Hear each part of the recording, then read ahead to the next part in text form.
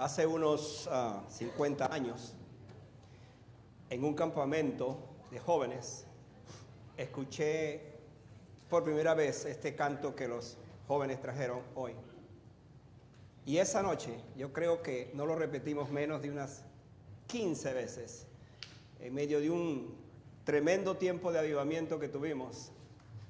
Y la verdad es que desde entonces ese himno o ese cántico no pierde vigencia, pues tiene un mensaje precioso, que aun cuando débil soy, estoy confiando en ti, Señor. Bienvenidos, hermanos, a su tiempo, bienvenidos a su casa, bienvenidos a la casa del Señor. Me gozo en verles, en tenerles y, por supuesto, que podamos seguir en este tiempo disfrutando de lo que realmente nos gusta disfrutar. Por un lado, el hecho de estar, pues, cantándole al Señor, como lo hacemos previamente. Ahora, disfrutando de la palabra del Señor. Por supuesto, también del compañerismo. Todo esto es posible cuando, en efecto, nosotros nos identificamos con el Señor, porque somos sus hijos, porque somos su pueblo. Les invito a que abran sus Biblias. Vamos a seguir en nuestro precioso libro de Nehemías. Seguimos el capítulo 2 todavía, así es que ahí estamos. Por favor, abran sus Biblias y esta tarde vamos a estar leyendo los versículos 11 hasta el final. Nuestro tema de hoy lo titulamos El desafío de la tarea, también el desafío de la misión. Pero ese es el tema, el desafío de la tarea. Creo que nos vamos a identificar con este mensaje por todas las implicaciones que tiene para nosotros cuando pensamos o seguimos en este asunto de la restauración, no solamente de lo que fue la restauración para ese tiempo de Jerusalén, especialmente los muros, porque ya el templo había sido reedificado, reconstruido, pero por supuesto pensando en nosotros también como hijos de Dios, como creyentes, aquellas partes, aquellas áreas de nuestras vidas que necesitan una restauración. Y ojalá ese sea el mensaje que usted escuche hoy. Vamos entonces a estar de pie y leemos en Nehemías capítulo 11, repito, Nehemías 11. Asegúrese de leer la palabra del Señor, aun cuando siempre la ponemos allí, pero hermano, asegúrese de leer la Biblia, la palabra del Señor. Usted vino esta tarde acá, usted está esta tarde acá precisamente para eso. Así es que otra vez leo en Nehemías capítulo 2 los versículos 11 en adelante. Así dice la palabra del Señor. Llegué pues a Jerusalén y después de estar allí 3 días me levanté de noche, yo y unos pocos varones conmigo, y no declaré a hombre alguno lo que Dios había puesto en mi corazón que hiciese en Jerusalén, ni había cabalgadura conmigo excepto la única en que yo cabalgaba. Y salí de noche por la puerta del valle hacia la fuente del dragón y a la puerta del muladar, y observé los muros de Jerusalén que estaban, escuche, derribados, y sus puertas que estaban consumidas por el fuego. Pasé luego a la puerta de la fuente, al estanque del rey, pero no había lugar por donde pasase la cabalgadura en que iba. Y subí de noche por el torrente y observé el muro, y di la vuelta y entré por la puerta del valle y me volví. Y no sabían los oficiales a dónde yo había ido, ni qué había hecho, ni hasta entonces lo había declarado yo a los judíos y sacerdotes, ni a los nobles y oficiales, ni a las demás que hacían la obra. Les dije, pues, vosotros veis el mal en que estamos en Jerusalén, está desierta y sus puertas consumidas por el fuego, venid y edifiquemos el muro de Jerusalén y no estemos más en oprobio. Entonces les declaré cómo la mano de Dios había sido buena sobre mí, y asimismo las palabras que el rey me había dicho, y dijeron, repitan conmigo esa frase: levantémonos y edifiquemos. Así esforzaron sus manos para bien, Pero cuando lo oyeron Sanbalat, Horonita, Tobías, el siervo amonita y Gesem el árabe, hicieron escarnio de nosotros y nos despreciaron diciendo: ¿qué es esto que hacéis vosotros? ¿Os rebeláis contra el rey?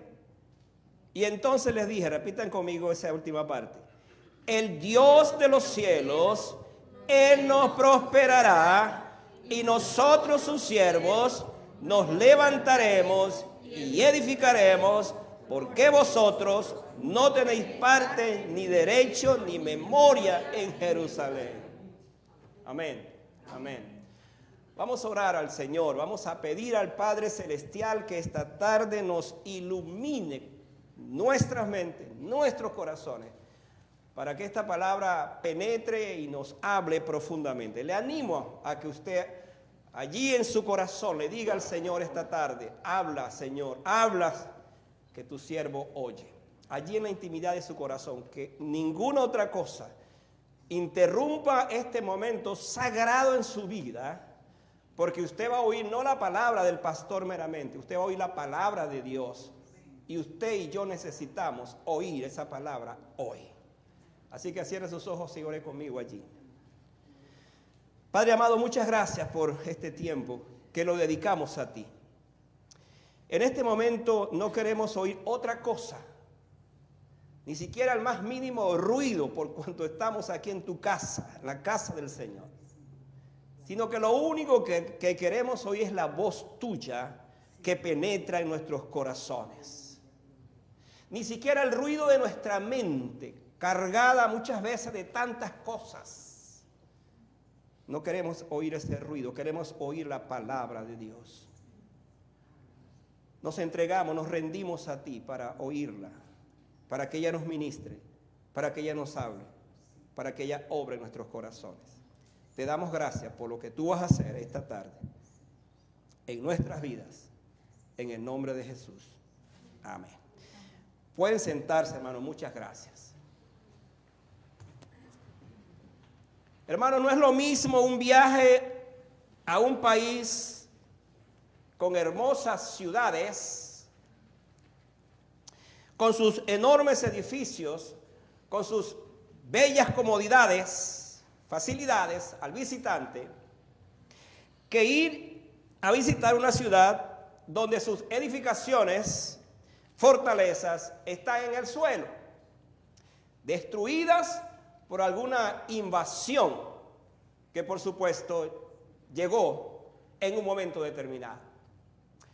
Yo tuve el privilegio de en el año 1988, perdonen que haga esta alusión a esto para introducir mi mensaje esta tarde, de visitar varias ciudades en Europa. Dios me dio ese privilegio. Y me acuerdo que en ese entonces, por primera vez salía de mi país a un viaje como este, y tuvimos la oportunidad con unos 10,000 pastores y evangelistas itinerantes del mundo, de todo el mundo, de conocer ciudades, preciosas ciudades en ese viejo continente. Es más, tuve el privilegio por primera vez de manejar en un lugar como ese. Recuerdo que estaba siguiendo a un guía nuestro que estaba con nosotros, y yo dije, si yo pierdo a ese guía, si no lo sigo, hasta el día de hoy estuviera dando vueltas allí en esa ciudad, porque jamás iba a pensar cómo salir de ese lugar. Lo que quiero decir es que tuve el privilegio de conocer ciudades hermosísimas, bellísimas, con edificios extraordinarios, que solamente uno puede imaginarse precisamente por esa belleza arquitectónica de tales ciudades. Ahora, cuando hago esta comparación es por lo que voy a tratar, por el tema que voy a tratar hoy. ¿Por qué? Porque no es lo mismo, repito, visitar una ciudad. Nosotros vivimos en este país donde hay ciudades preciosísimas, bellísimas también, que visitar o que ir o conocer una ciudad que ha sido totalmente destruida. Yo no sé si alguno de ustedes ha tenido esa experiencia de vivir, de conocer una ciudad que ha sido completamente destruida. Pero estamos en presencia, cuando leemos este pasaje, de una de esas ciudades. ¿Cuál fue esa ciudad? Es la ciudad de Jerusalén. Y cuando uno hace esa comparación, repito, de visitar una ciudad hermosísima, con todas las comodidades y bellezas y bondades que tiene para el visitante. Y vemos a un Nehemías saliendo de la capital de Susa, que seguramente era una capital hermosísima, bellísima, porque era parte de esos territorios persas, seguramente era una ciudad muy impresionante. Y venir y ver a su ciudad, la ciudad de Jerusalén, que era la gloria de Israel, era la gloria del pueblo judío en ese entonces. Tan gloriosa que dice la Biblia, o dice la historia, quiero decir, que era una de las ciudades más hermosas de ese tiempo y era una de las maravillas de ese tiempo, junto con el muro y por supuesto con el templo. Ahora Nehemías regresa a su ciudad, la ciudad que a lo mejor dejó cuando niño, así de hermosa, pero al ver la ciudad en la condición que está, hermanos, nos hace pensar que verdaderamente el tema de hoy es ese. Era un desafío muy grande para la reconstrucción de semejante ciudad. No era fácil. Pensando entonces en esto, he llegado a la conclusión que analizar este pasaje, ver este pasaje y ver un hombre como Nehemías, usado por Dios, tomado por él para esta tarea, es meterse con él en ese desafío y a la vez comparar nuestras vidas en esos desafíos que tenemos también, que es necesario entonces conocer cuáles son esas etapas para precisamente nosotros ser parte también de esa tarea. Hoy día, por supuesto, no estamos reconstruyendo un muro físicamente hablando, pero sí hay muros espirituales que están de igual manera en el suelo, y quizás esta tarde usted se va a identificar con esto. Hay muros en sus vidas que han sido quebrantados, que eran muros de protección, y ahora su alma, su corazón está como suelto, su corazón está allí en una condición, en una situación propenso para ser tocado, para ser movido, para ser tentado, etcétera, etcétera. Quizás esta tarde usted va a decir, sí, pastor, yo creo que este mensaje lo necesito, porque siento que en efecto, en mi corazón, en mi alma, hay cosas derrumbadas que necesitan ser reedificadas. Y ojalá esta tarde usted salga de este lugar diciendo, gracias Señor, porque he entendido las etapas que hay que tomar en cuenta para esa reconstrucción. ¿Cuáles son esas etapas? Primero tenemos la etapa del silencio desolador, así lo vamos a llamar. La etapa de un silencio desolador. Vean lo que dice el versículo 11 y 12. Sigan con sus Biblias. Ustedes deben saber que a su pastor les lleva texto por texto, porque esa es la intención de la palabra, para que entendamos todo esto. Dice el versículo, llegué pues a Jerusalén y después de estar allí 3 días, escuche esto, 3 días, me levanté de noche, yo y unos pocos varones conmigo, y no declaré a hombre alguno lo que Dios había puesto en mi corazón que hiciese en Jerusalén, ni había cabalgadura conmigo, excepto la única en que yo cabalgaba.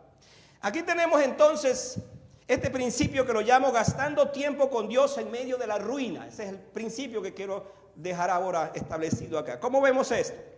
Nehemías nos muestra el valor y el poder de la oración al momento cuando nos disponemos a levantar los muros caídos. La tendencia humana es simplemente arrancar muchas veces un proyecto o algo en nuestra vida sin haber ni siquiera pensado en la oración, menos hacerla. En Nehemías nosotros tenemos todo lo contrario. Vamos a resumir un poco esto para que pensemos en lo que él hizo. En anteriores mensajes yo hablé acerca de que él había orado 40 días, pero cuando estuvo con el rey oró en ese momento de una manera instantánea para saber qué es lo que Dios quería para él.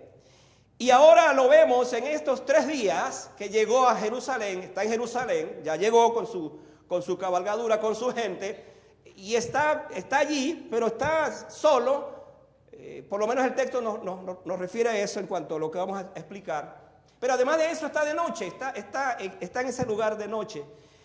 Y hermanos, allí él ora. Ahora, yo quiero resumir la oración de Nehemías en tres fases. Pudiéramos verla de esta manera. Si bien es cierto, él no hizo, cuando llegó a Jerusalén, allí no sabemos si lloró, ya había hecho duelo, pero sí lo vemos entonces dedicando tiempo a la oración otra vez. ¿Por qué razón? Porque la tarea era muy grande, el desafío era muy grande, y aún aun cuando llegó con toda la intención de trabajar, él se aseguró primero de estar allí a solas con el Señor en esa noche. Y hermanos, aquí hay algo maravilloso cuando pensamos en esto. Cuando pensamos en esas condiciones en nuestra vida que necesitan ser restauradas, yo necesito pasar por la etapa del silencio conmigo mismo, del encuentro con mi Señor, en esa actitud allí de devoción con Él, sabiendo qué es lo que quiere que haga.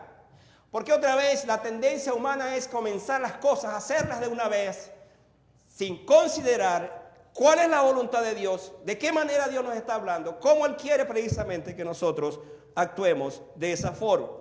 Y esto lo decimos porque en efecto dice el texto que no había lo que Nehemías estaba haciendo, no lo había todavía revelado a los hombres. Dice el versículo 12 que no declaró a hombre alguno lo que Dios había puesto en su corazón aquella noche.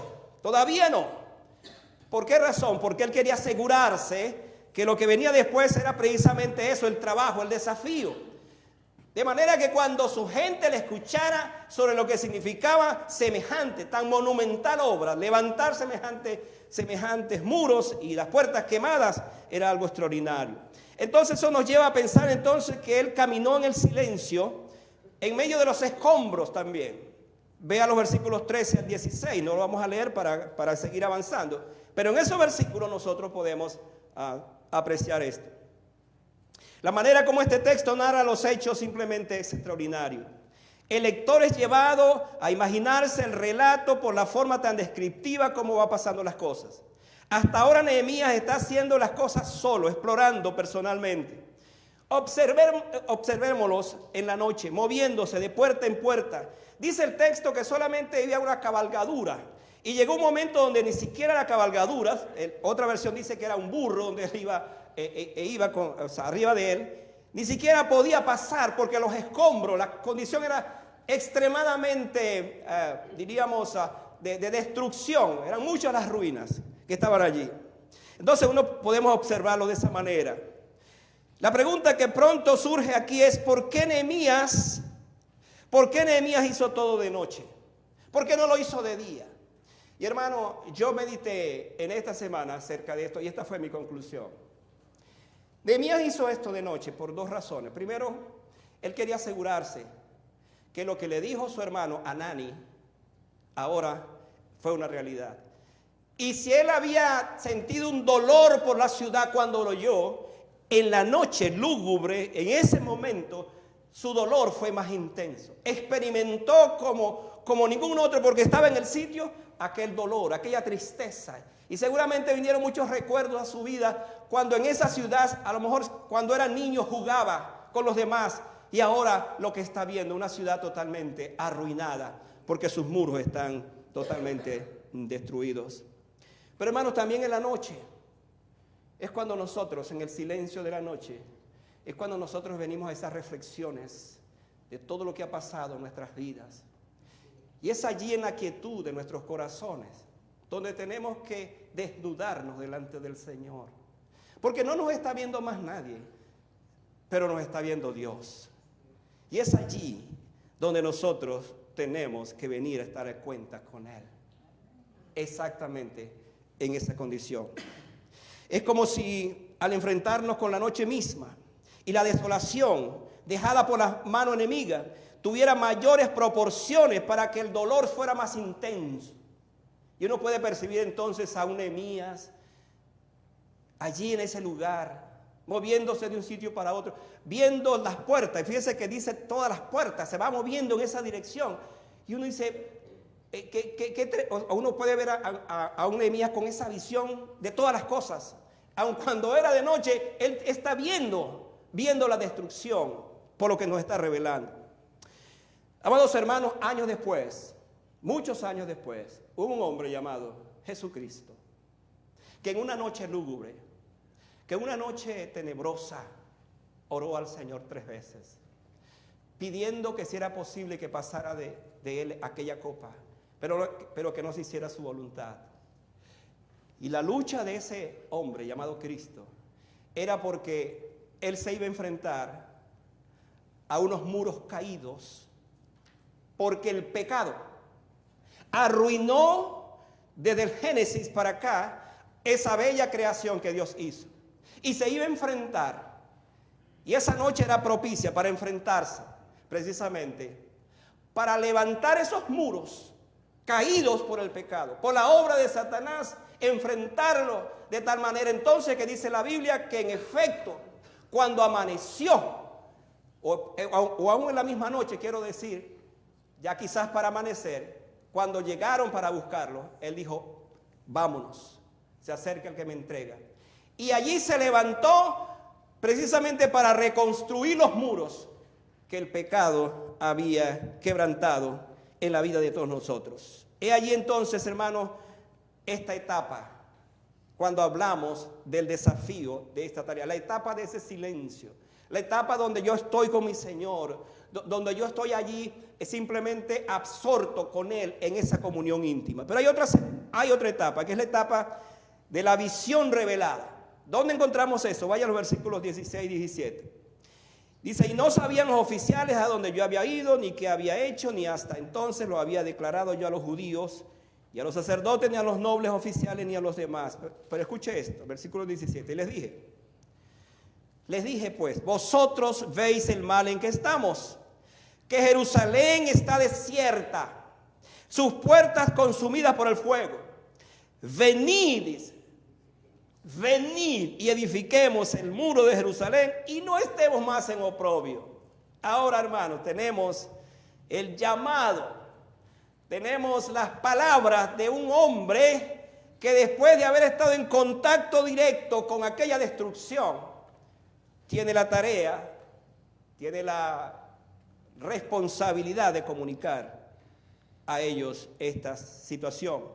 Él dijo, vosotros veis el mal en que estamos en Jerusalén.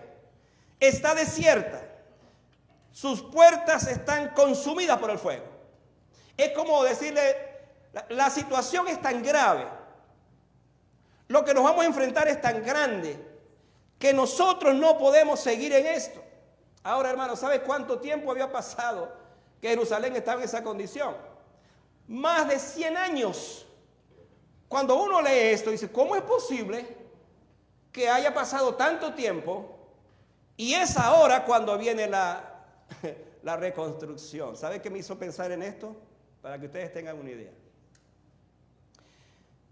Que hay en nuestras vidas, muchas veces, hay situaciones que pasan el tiempo y pasa el tiempo y pasa el tiempo y seguimos con esos muros derribados en nuestras vidas.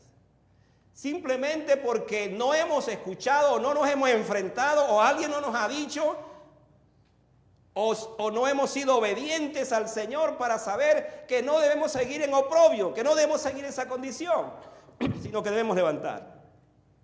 En la noche Nehemías percibió una ciudad desierta y sus puertas quemadas.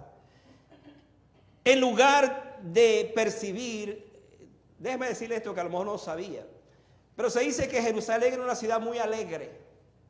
Era la ciudad de la música. Era la ciudad donde todo era en efecto alegría.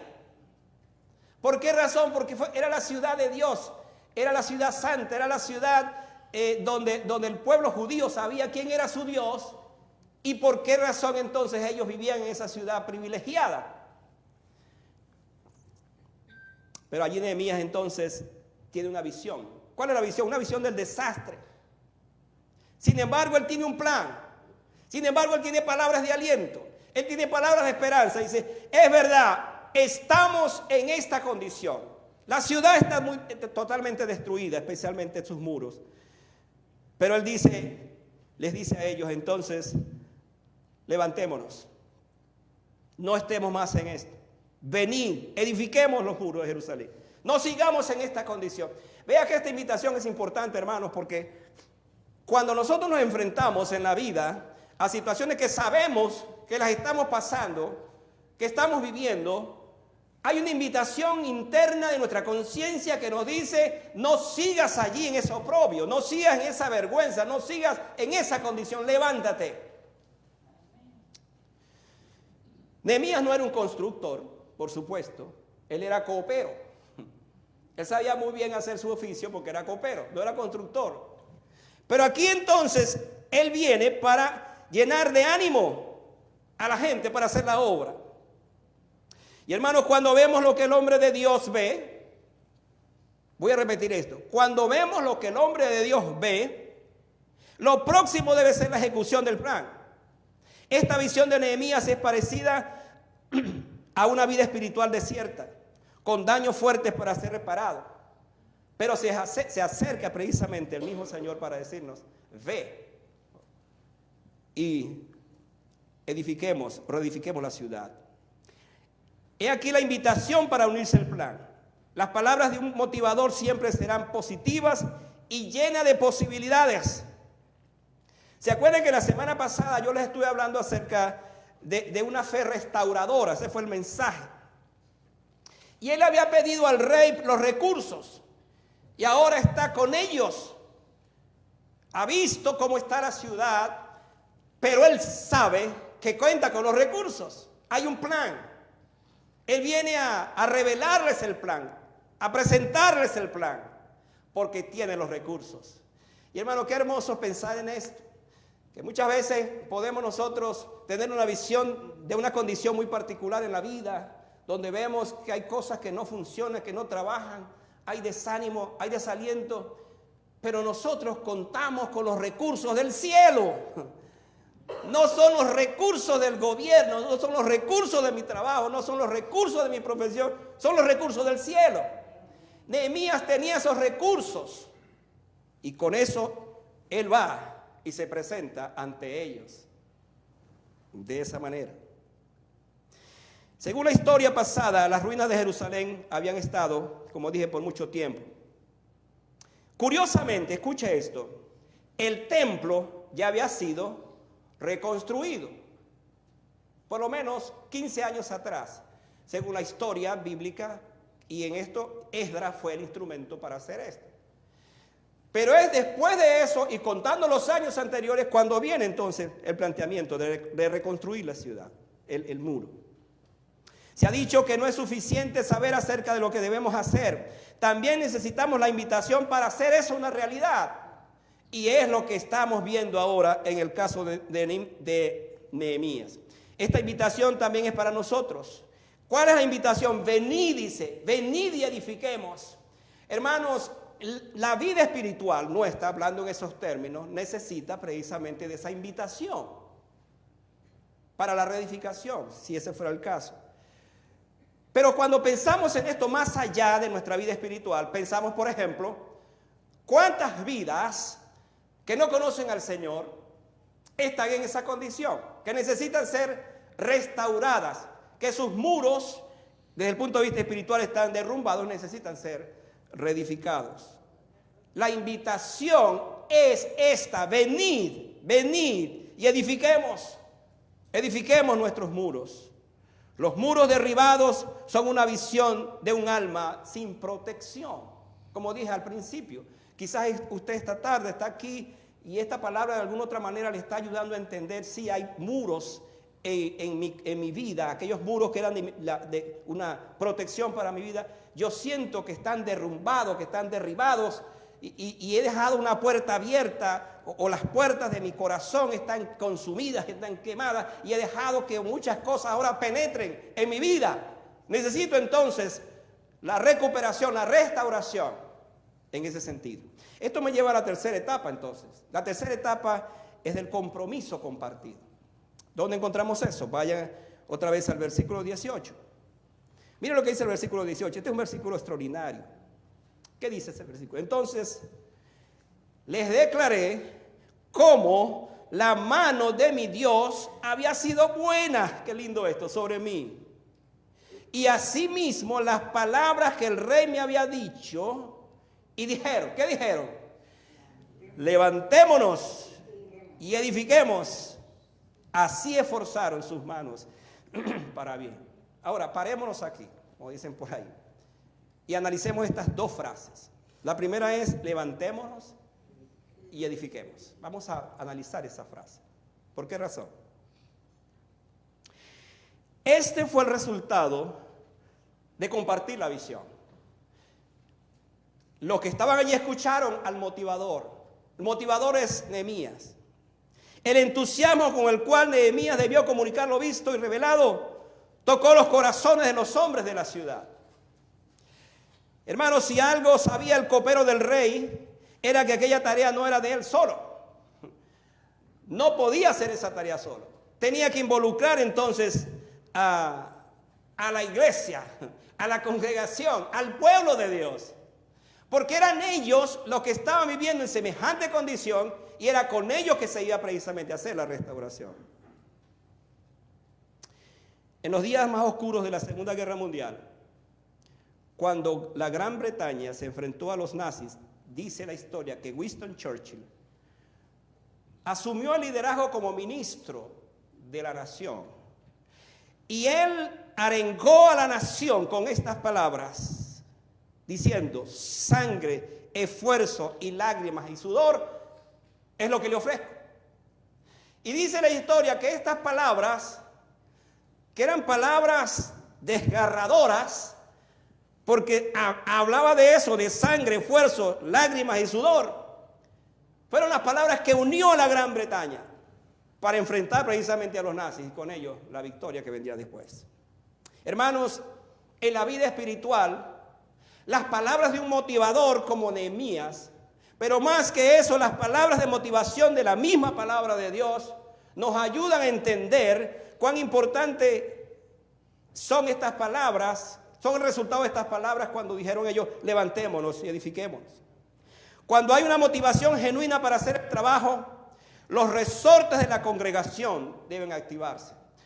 Repito este concepto para que la iglesia que me está escuchando entienda que es para ustedes, es para nosotros el asunto.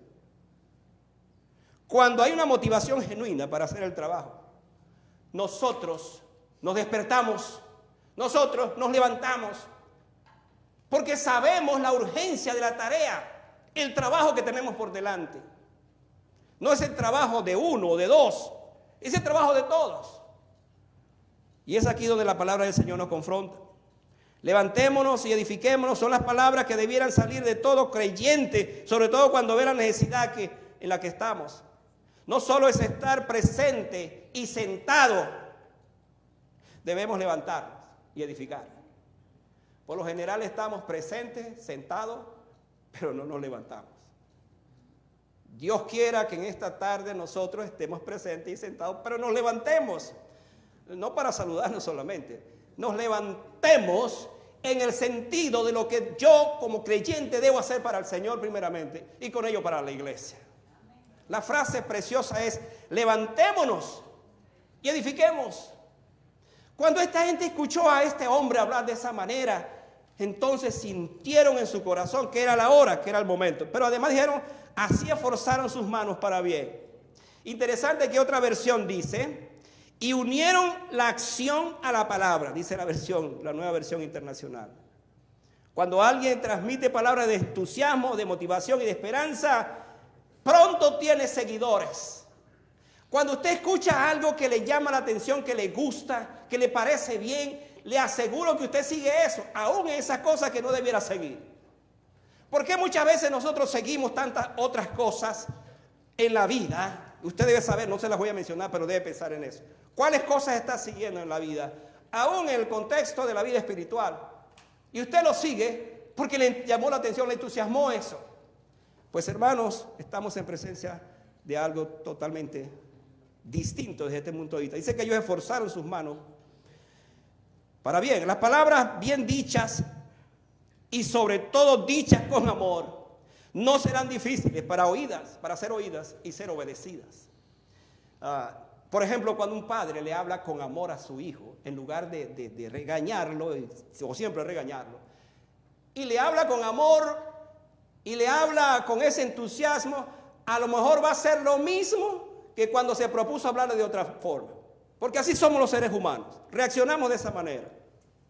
Veamos otra vez a Nehemías. Él vino a sus ciudadanos deprimidos, temerosos y escépticos en Jerusalén, y al hablarles acerca de lo que Dios ya había hecho a través de su provisión, la provisión del rey, y cómo su mano había sido tan generosa con ellos, entonces dijeron: pues vamos a esforzarnos, vamos a esforzar nuestras manos para bien.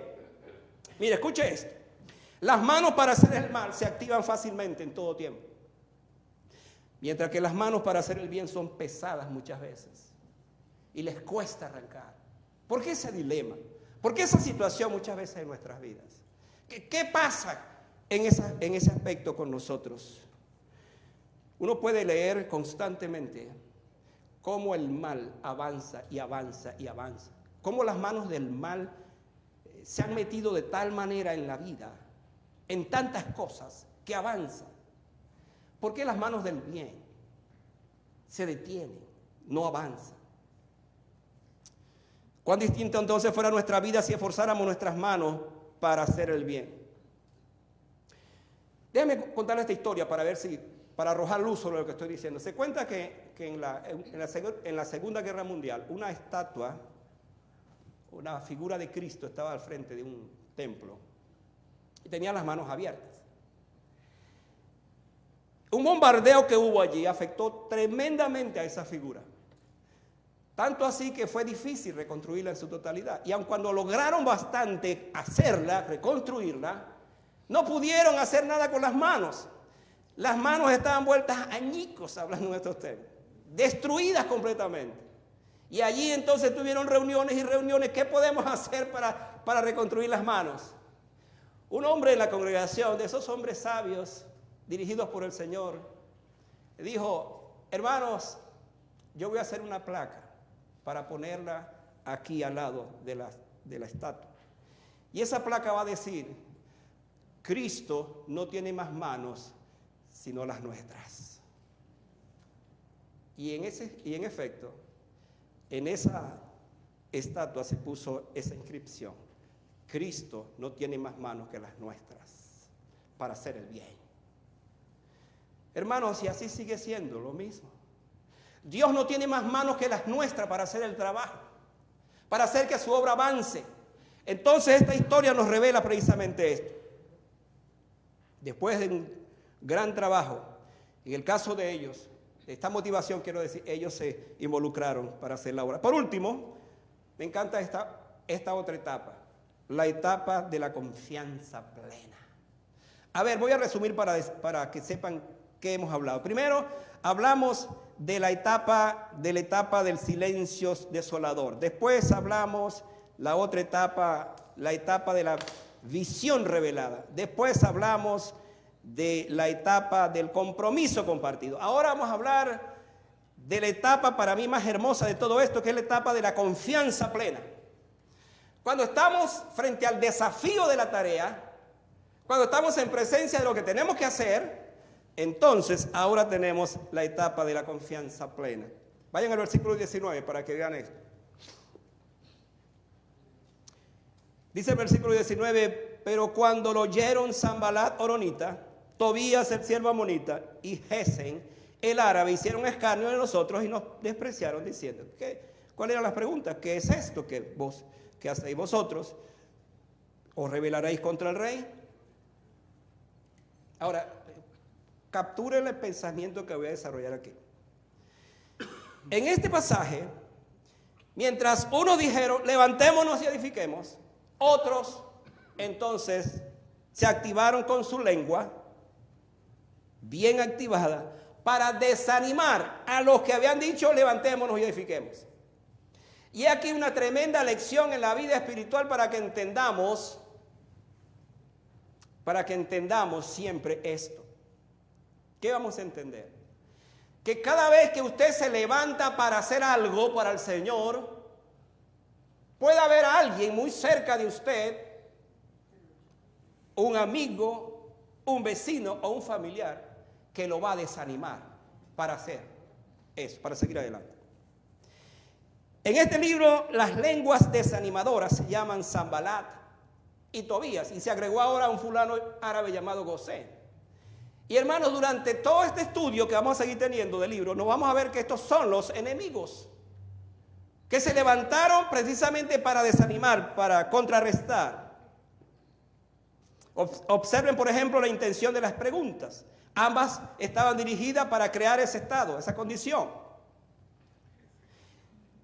En la primera aparición de estos hombres, allá en el capítulo anterior, o en este mismo capítulo, pero la primera parte que dije, ellos dijeron esto, el texto dice esto, que estos enemigos se disgustaron, dice, en extremo que viniese alguno para procurar el bien de los hijos de Israel.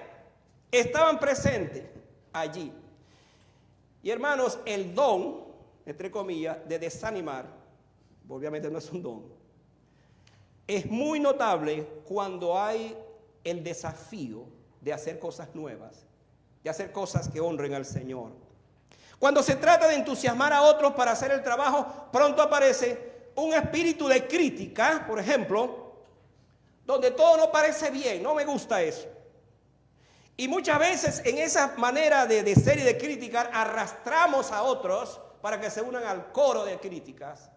Y por supuesto esto detiene la obra o aquellos que desean hacer la obra del Señor. Dios nos libre a nosotros del espíritu de un Tobías o del espíritu de un Sanbalat o del espíritu de Gesem. Creo que la palabra Sanbalat casi suena como a Satanás, está cerquita. Porque la intención de estos hombres era precisamente hacer esto. Por último, versículo 20 dice, y en respuesta les dije, mira la respuesta. Y esta es la mejor respuesta, hermanos, que debemos tener cuando nosotros estamos determinados para hacer las cosas del Señor. Esta debe ser la respuesta. ¿Cuál es la respuesta?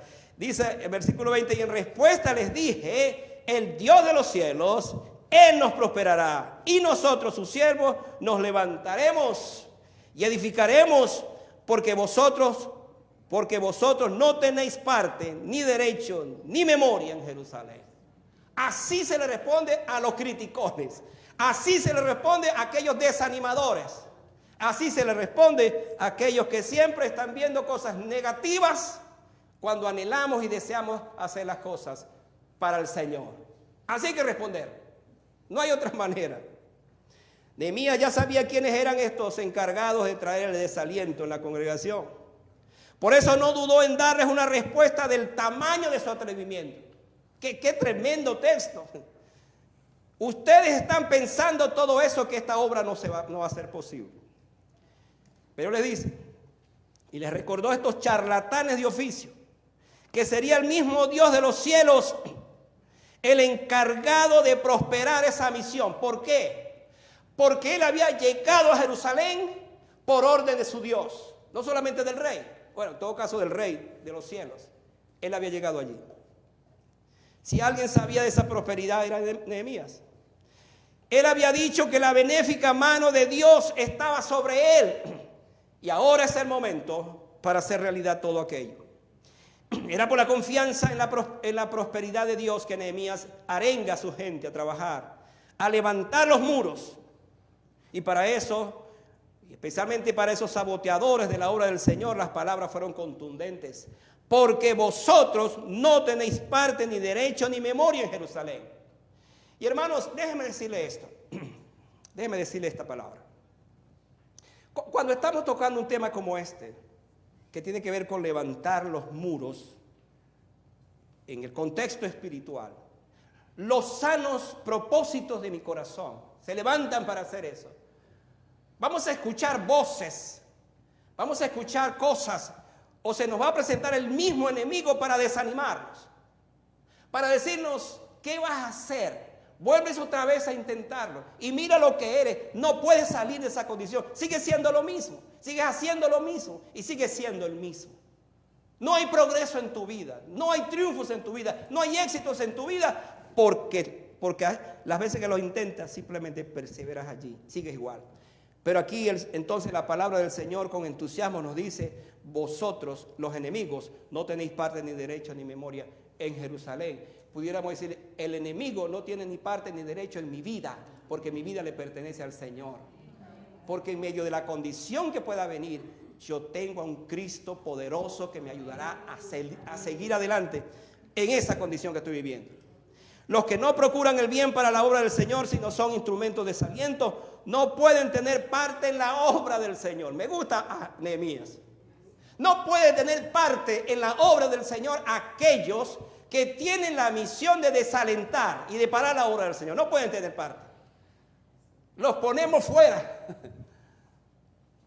Porque creemos firmemente en la obra del Señor y su obra es maravillosa. Entonces, en la obra del Señor son bienvenidos esos hombres y mujeres con un espíritu, escuche, alegre, optimista, en lugar de un espíritu crítico. Que ninguno de nosotros tenga el espíritu de un Zambalá o Tobías o Gosén. No queremos ese espíritu en nuestras vidas, queremos el espíritu de un Nehemías. Que viene con palabras, Nehemías aquí tipificando a Cristo, que viene con palabras de aliento, de esperanza, para que avancemos en la obra del Señor. Hermanos, termino con esta expresión para que oremos. Levantémonos y edifiquemos. He aquí lo que produce una palabra de aliento frente a unos muros y puertas quemadas. Levantémonos. Ahora, ¿por qué me encanta esta palabra? Porque Nehemías, aun cuando estuvo solo en la noche, tuvo la visión del desastre. Él ahora convoca a una participación colectiva. Y el resultado es que estos hombres dijeron, entonces levantémonos, entonces edifiquemos. La iglesia del Señor es llamada para participar, para hacerse presente en todo eso. ¿Quiénes van a levantar las ruinas de un mundo como este? ¿Quiénes van a levantar las ruinas de una familia que está quebrantada, una familia que está necesitada, una familia que está en una condición sin esperanza? ¿Quiénes van a levantar? ¿Quién va a levantar los muros caídos de una pareja, de una familia, de una pareja, de un hombre y una mujer que están en una condición, una crisis matrimonial, por ejemplo? ¿Quiénes van a hacer esto? Pues somos nosotros. Por más de 100 años Jerusalén estuvo en ruinas y abandonada, pero ahora Dios interviene en ella a través de Nehemías para levantar. Ha llegado con un mensaje de aliento y de esperanza. Y ante ese llamado, aquí hay dos decisiones. Estas decisiones: levantarse y edificar. Levantarnos y edificar. Estas mismas palabras de ánimo te las dice el Señor hoy. Frente a cualquier ruina de tu alma, debería ser el deseo de tu corazón al oír estas palabras de levantarte e ir. El problema nuestro es que podemos escuchar y nos quedamos, seguimos iguales. Pero lo que esta palabra nos está diciendo es esto. Ahora, el llamado de esa palabra para ti, como lo fue para Jerusalén, fue las palabras que después dijera Pablo: levántate y resplandece, porque ha llegado tu luz. Es el mensaje para nosotros.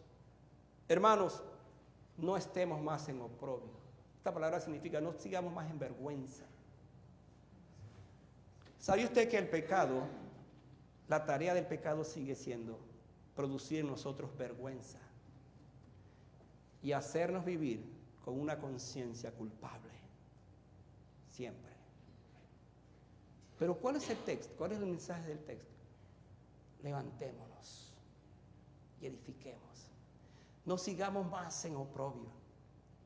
Usted se imagina a Nehemías el día siguiente convocando a todos allí y diciéndole estas palabras, tan entusiasmado, y entonces escuchar de ellos decir: levantémonos y edifiquemos. Y ellos dicen que pusieron sus manos para hacer el bien. Así debe ser la vida nuestra. Así debe ser la vida de la iglesia. Que nos levantemos hoy. Que no sigamos en nuestra condición. Y que le digamos: Señor, sí, aquí estamos. Aquí estoy. Mi vida te pertenece. Yo quiero levantarme. No quiero seguir en esta condición. No quiero seguir viviendo lo de siempre, lo constante, que pareciera ser es una constante en mi vida. Yo deseo y quiero ser alguien distinta. Vamos a bajar ahora para ministrar la cena del Señor. Pero yo quiero que oremos aquí de una vez. Yo no sé esta tarde, porque solamente Dios conoce los corazones. De los que han llegado acá, quizás alguna visita que está con nosotros, alguien visita por primera vez, o usted que está acá, un hijo del Señor que está experimentando en su vida algo como un muro que se ha quebrado, está arruinado. Ese muro símbolo de protección está arruinado en su vida. El llamado de esta tarde es para que tú te levantes, Y levántese, póngase de pie precisamente para que oremos esta tarde. Y allí cuando estás levantado ahora, te quiero animar para que tú tomes en consideración esta palabra.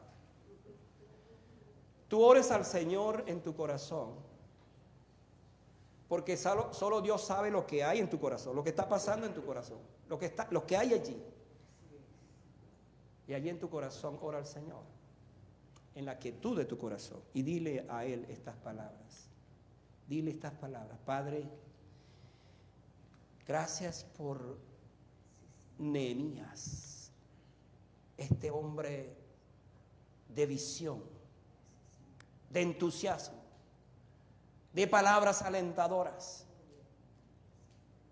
que ciertamente tuvo una visión desastrosa de la ciudad, pero en medio de eso les comunicó a su pueblo el plan.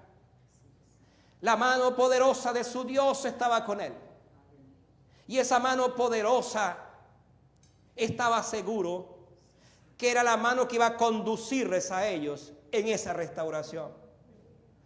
Frente al desafío de esa tremenda misión, contaban con el Dios de esa misión.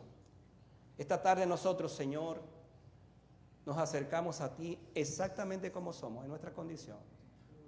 Y allí en la quietud de nuestras vidas y en la quietud de nuestro corazón, oramos para que tú tengas piedad y misericordia en nuestras vidas. Mira, Señor, aquello que está roto en mí, quebrantado, que necesita ser edificado, restaurado. Qué bueno que Jesucristo hace 2000 años murió en la cruz del Calvario para reedificar esa vida, para hacerme un hombre nuevo, para vivir para ti para siempre. Y si no te he conocido, que esta tarde sea propicia para que eso que está destruido en mí pueda ser restaurado por la obra preciosa de la sangre de Cristo derramada en la cruz del Calvario, perdonando mis pecados, ante el cual yo me arrepiento y te entrego mi corazón también a ti. Gracias por esta tarde, gracias por este tiempo. Te bendecimos y te adoramos en el nombre de Jesús. Amén. Amén. Pueden sentarse, hermanos.